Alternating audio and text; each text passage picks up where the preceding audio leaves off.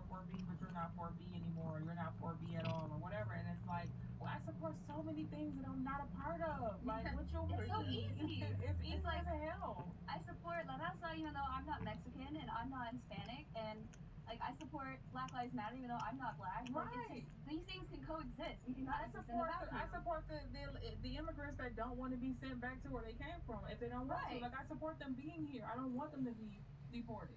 You know what I mean? And I'm not in that situation. Do you get what I'm saying? Like we can support a lot of things. So it's and literally that simple. it's really simple. It's like, do you care about other people or not? That's literally what it boils down to. And what I like about the separatist movement is that they really do the work. Shout out to Sister Separatist. That we follow her. I followed her for a long time on Twitter. And I like that she's always caring about other women, women who have been victims of domestic violence, and women who have just been disenfranchised by the patriarchy altogether. And she runs these programs that are like, hey, I'm doing this food drive to take care of women in domestic violence shelters. I'm running these campaigns to try to make sure that, you know, these women have access to shelter for if they've been a victim of domestic violence. And she's always just she's making that work, and so I just support that. I really do, and I think that's so important. I wish more feminist movements were doing that. So I think we should take a page out of that book and make our feminism more about, you know, centering women. That's all this has ever been about. It's like centering women. Maybe the message should be less about, you know, decentering men and more about centering yourself, centering women, centering the women around you, the women in your community, the women who have always been there for you, the women who are here now. And I think that just gets lost in translation whenever we just keep talking about decentering men. So I'll give them that. But at the same time, like I think if you would just sit back and But take in the full centering context, men is like, yeah, the default in our society. So we do have to decenter men. Like that's the first step on the conveyor belt. Yeah, Once you're ready to move past that, then you center yourself, right? Once you're ready to move past that, then you're self-actualizing, right?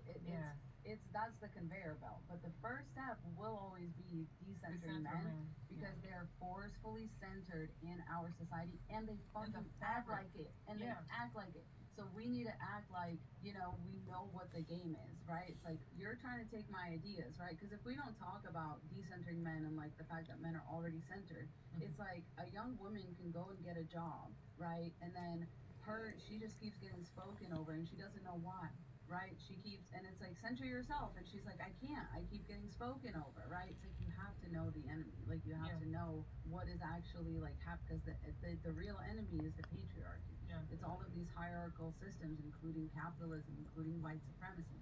And that's why intersectionality is so important, because if you're going to talk about we need to decenter men, we need to decenter this male hierarchy, this patriarchy, whatever, well, we also need to decenter the hierarchy of white supremacy. Because if we leave one hierarchy up, that means other hierarchies will automatically fall into place and rebuild itself around that hierarchy. Right. So, you know, right now, it's like you could argue that this is all really built around the hierarchy of capitalism.